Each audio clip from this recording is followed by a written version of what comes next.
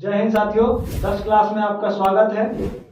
इस वीडियो में मैं कक्षा 8 का जो दूसरा पाठ है संघे शक्ति, आप देख सकते हैं आपके पुस्तक में है ये, उसको लेकर के आया हूँ। तो इस वीडियो के माध्यम से हम लोग इस कक्षा 8 का जो संघे शक्ति पाठ है उसको समझते हैं, उसको समझने की कोशिश करते हैं। सबसे पहले इस शब्द को समझते हैं, संघे शक्ति। संघ मतलब होता है एकता, शक्ति मतलब बल। संघे मतलब एकता, शक्ति मतलब बल। मतलब इस चैप्टर में हमको समझाने की कोशिश कर रहा है कि एकता में बल होता है ना। और आप देख सकते हैं कि मैंने ये बोर्ड पे नहीं लिखा है इसलिए, क्योंकि ये काफी लंबा है तो इसको लिखने में काफी टाइम लगता बोर्ड पे, और मिटा के फिर से दोबारा लिखना पड़ता, फिर समझाना पड़ता है। इसके चक्कर में आपका वीडियो जो है काफी लंबा हो जाता है, जिसके कारण मैं इसको आपको जो है कि पुस्तक पे ही, किताब पे ही लाइन बाय लाइन एक एक शब्दों को समझाऊंगा। तो हम लोग चलते हैं पुस्तक की ओर। चलिए देखिए, हम इस चैप्टर में संघे शक्ति मतलब एकता में बल समझने की कोशिश करते हैं। इस कहानी के माध्यम से हमें क्या समझाने की कोशिश किया जा रहा है, हम लोग उसको समझते हैं। पहले जो इस पाठ का जो सार निचोड़ जो दिया गया है उसको समझते हैं। बोल रहा है कि आधुनिक युग की सबसे बड़ी समस्या लोगों में परस्पर अविश्वास, लोभ तथा महत्वाकांक्षा की है। आज के समय में जो समस्या है, सबसे बड़ी प्रॉब्लम चल रहा है, वो ये है कि लोग आपस में अविश्वास, मतलब विश्वास अब एक दूसरे के प्रति किसी के पास नहीं रहा। लोभ, लोगों के पास जो है, जो लोभ जो है वो ज़्यादा आ गया है। महत्वाकांक्षा, महत्वाकांक्षा का मतलब होता है ज़्यादा चीज़ों की, मतलब ज़्यादा जो भी चीज़ आपके पास है वो ज़्यादा से ज़्यादा आपको चाहिए, है ना। तो उस चीज़ की जो इच्छा होता है उसको महत्वाकांक्षा है, जिसके कारण परिवार, समाज इत्यादि संस्थाओं में बहुत तेजी से विघटन हो रहा है। इसी के कारण आज परिवार में, समाज में और जो भी संस्था, इसमें सब अलग अलग हो रहे हैं, तुरंत टुकड़ों में बट रहे हैं। देख रहे सकते हैं आप। अब पहले के जैसा परिवार जो है वो एकत्रित परिवार नहीं रहता है। परिवार अब क्या हो जाता है, तुरंत ही बिखर जाता है, लोग अलग अलग रहने लग जाते हैं, एकता नहीं रहता है लोगों में।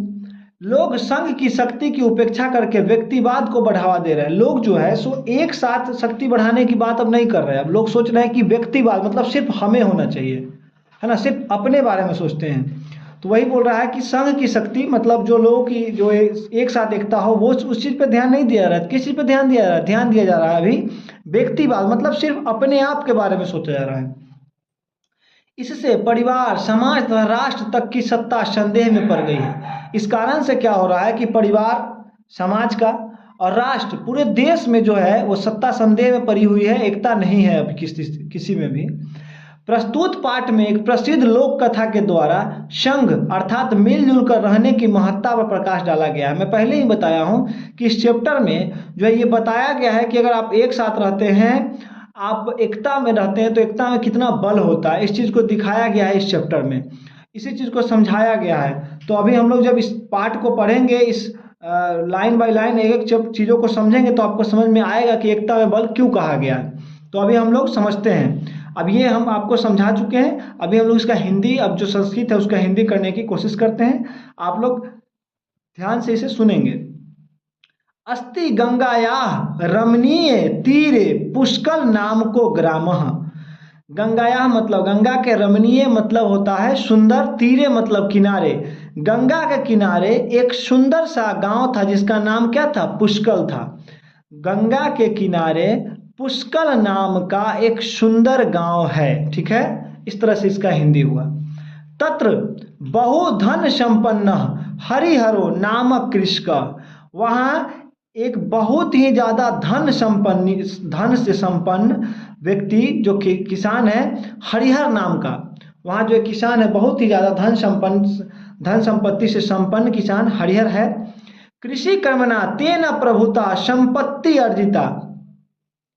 कृषि करना मतलब खेती बाड़ी के काम से उसने बहुत सारा धन अर्जित किया है, संपत्ति अर्जित किया है। ग्रामे तत्परिसरे च तेन महती प्रतिष्ठा संप्राप्ता, है ना। मतलब कि गांव में और आसपास में उसकी प्रतिष्ठा जो है बहुत ज़्यादा बढ़ी हुई है, या बहुत ज़्यादा उसने प्रतिष्ठा प्राप्त किया है। संप्राप्ता मतलब प्राप्त किया है, तो उसने गांव समाज में जो है बहुत ज़्यादा प्रतिष्ठा प्राप्त किया है।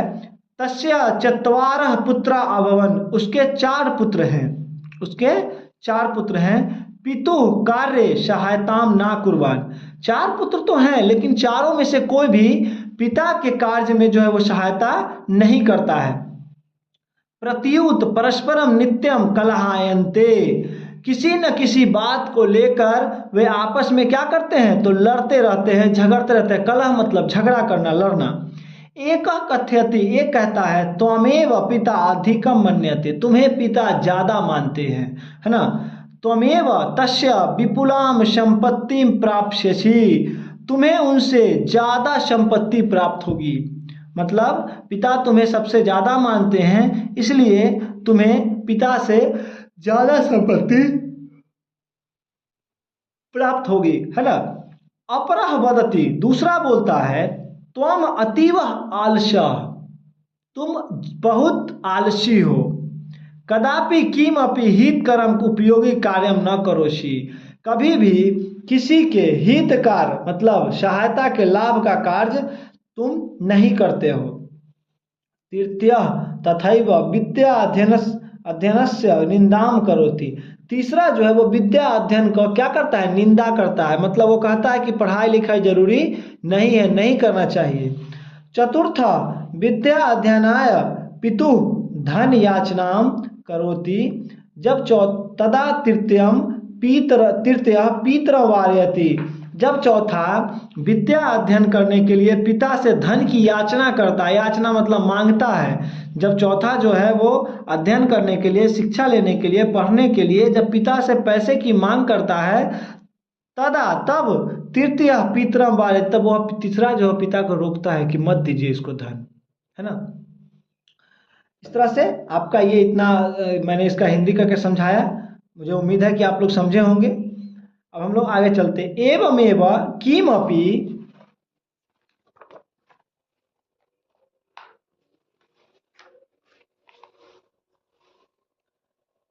समाश्रित्य चतुर्थुषु भ्रातृषु कलह प्रवर्तते स्म, इस तरह से किसी न किसी कारण को लेकर चारों भाई जो है वो क्या करते हैं, लड़ते रहते हैं।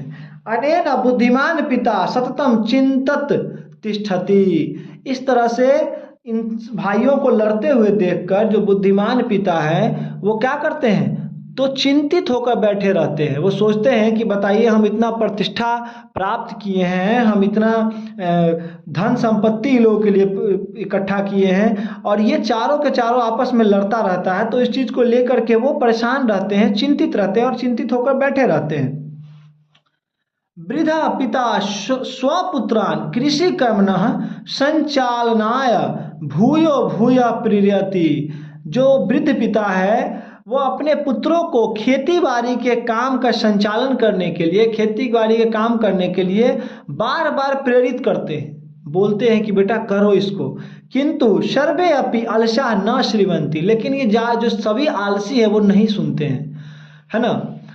वो सभी के सभी आलसी है, कोई उनके पिता के बात पे ध्यान नहीं देता है।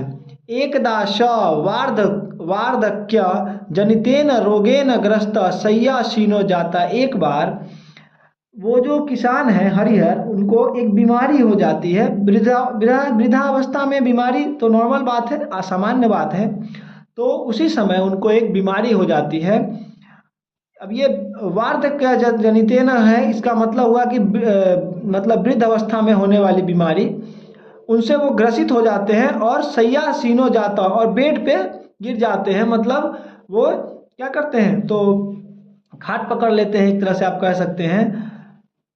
स कलहायमानेषु पुत्रेषु संगबद्धाताय महत्व बोधयान उपायम चिंतयत, अब वो सोचते हैं कि यह जो कलह करने वाला हमारा पुत्र है, जो आपस में झगड़ा करता रहता है, इसको किस तरह से हम एकता का बुद्धि जो है पढ़ाएं, है ना। इस एकता का जो महत्व है, संगबद्धता है मतलब एक साथ रहने का जो मतलब महत्व है वो हम समझाएं, इस बात को लेकर वो उपाय सोचते हैं।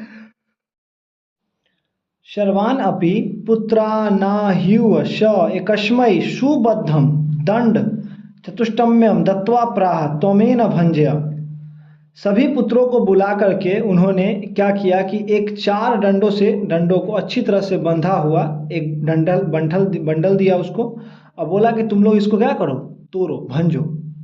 श कथमपि भनक्तु ना शक्नोत, उन सभी में से कोई भी जो था वो उसको तोड़ने में सफल नहीं रहा, असफल हुआ।